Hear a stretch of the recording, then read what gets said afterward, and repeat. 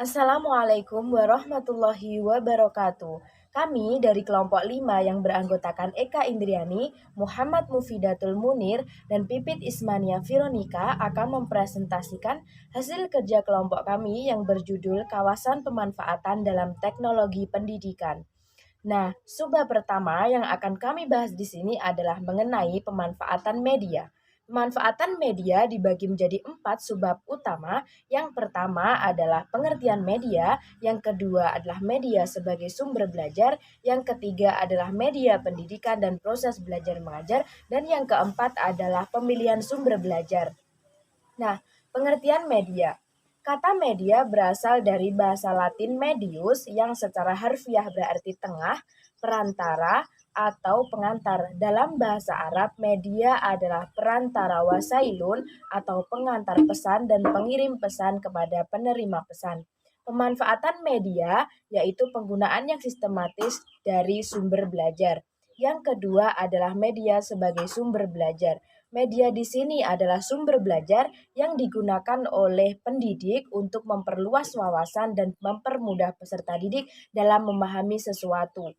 Berbagai macam bentuk dan media pendidikan dapat digunakan oleh pendidik. Misalnya, ketika sedang menjelaskan sesuatu, maka pendidik akan membawa alat atau benda tersebut ke depan kelas untuk menjelaskannya. Dan yang ketiga adalah media pendidikan dan proses belajar mengajar.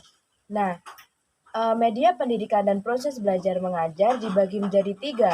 A. Bahan atau materials. B. Alat atau device. Dan C. Teknik. Dan yang keempat adalah pemilihan sumber belajar. Untuk mencapai proses belajar mengajar yang maksimal dan efisien, maka diperlukan pula pemilihan sumber belajar yang tepat. Nah, untuk memilih sumber belajar yang tepat harus memperhatikan beberapa poin-poin, di antaranya adalah satu, mempertimbangkan segi ekonomis, yang kedua praktis dan sederhana, yang ketiga mudah diperoleh, dan yang keempat adalah bersifat fleksibel. Difusi inovasi. Difusi inovasi adalah proses berkomunikasi melalui strategi yang terencana untuk tujuan diadopsi. Elemen difusi inovasi ada 4. 1. Inovasi. 2. Komunikasi dengan saluran tertentu. 3. Waktu. 4. Warga masyarakat atau anggota sistem sosial. Tujuan difusi inovasi. Tujuan difusi inovasi adalah terwujudnya suatu perubahan. Implementasi difusi inovasi.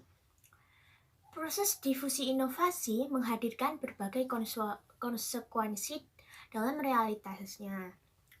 Proses difusi inovasi membawa keberhasilan apabila inovasi diterima dengan baik oleh masyarakat. Namun menjadi kegagalan apabila masyarakat menolak inovasi tersebut. Implementasi dan institusionalisasi. Implementasi adalah penggunaan bahan dan strategi pembelajaran dalam keadaan yang sesungguhnya atau bukan tersimulasikan.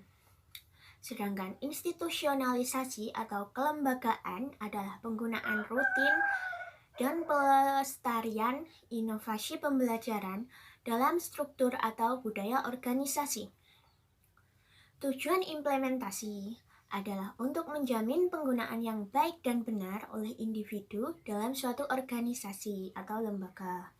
Sedangkan tujuan institusionalisasi adalah untuk mengintegrasikan inovasi ke dalam struktur kehidupan organisasi atau lembaga instansi. Implementasi menjadi terhambat dan tidak bisa dilanjutkan apabila menghadapi hal berikut. 1. Kekecewaan terhadap keadaan yang menetap. 2. Pengetahuan atau keterampilan untuk melaksanakan suatu praktik baru. Langkah dalam melakukan implementasi media pembelajaran di antaranya adalah 1. Mengulas berbagai tujuan, sasaran, audiensi, strategi pengajaran. 2. Menentukan media terbaik bagi komponen pelajaran. 3. Mencari dan mengulas berbagai bahan dan media yang ada. 4. Mengadopsi berbagai bahan dan media yang ada jika diperlukan. 5. Apabila media atau materialnya baru, harus dilakukan hal-hal seperti menentukan format, teks, visual, dan semacamnya. Nah, draft bahan dan media yang digunakan, periksa kejelasan dan aliran idenya. 6. Melakukan evaluasi formatif. 7. Implementasikan atau menerapkan. 8. Melakukan evaluasi atau revisi. Dan kebijakan teknologi.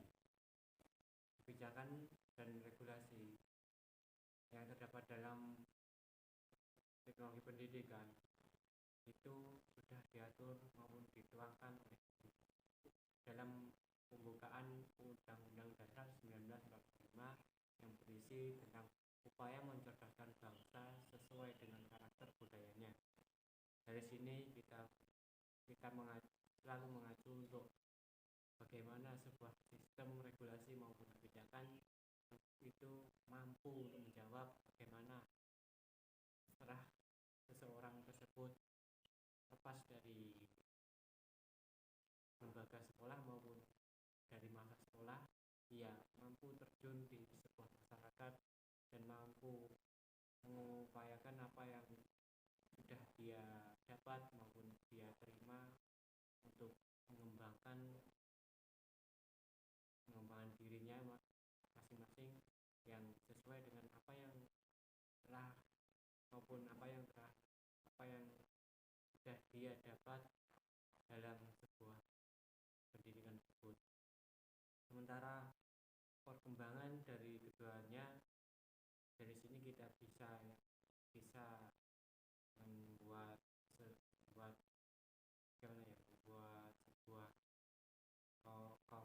komitmen terhadap apa yang sudah dia tersebut buat maupun sudah pelajari dari sebuah bidang maupun ilmu yang sesuai maupun yang telah ditempuh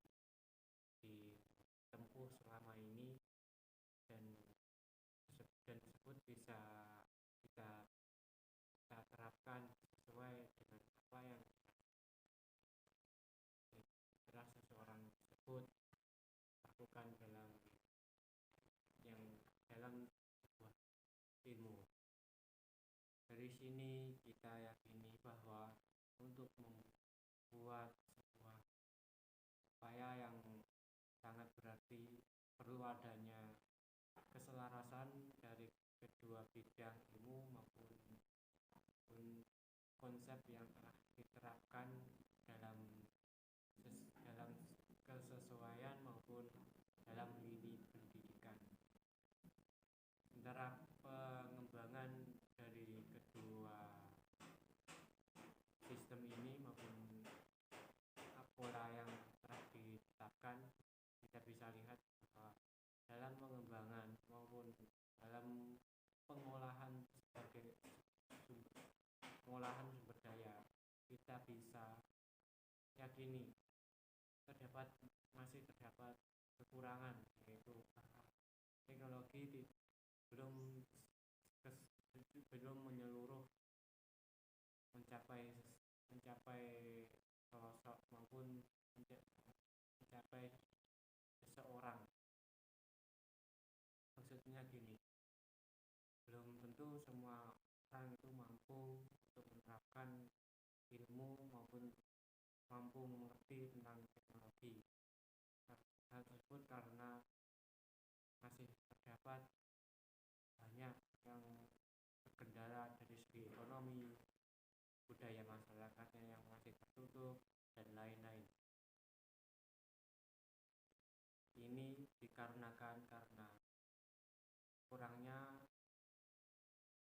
orientasi yang dilakukan oleh pihak maupun yang berwenang dalam mengembangkan bagaimana sebuah sistem tersebut mampu untuk mencakup keseluruhan bidang ilmu maupun masyarakat yang ingin mengembangkan pola pikirnya maupun membuat taraf hidup dari sebuah masyarakat tersebut berkembang dari waktu ke waktu.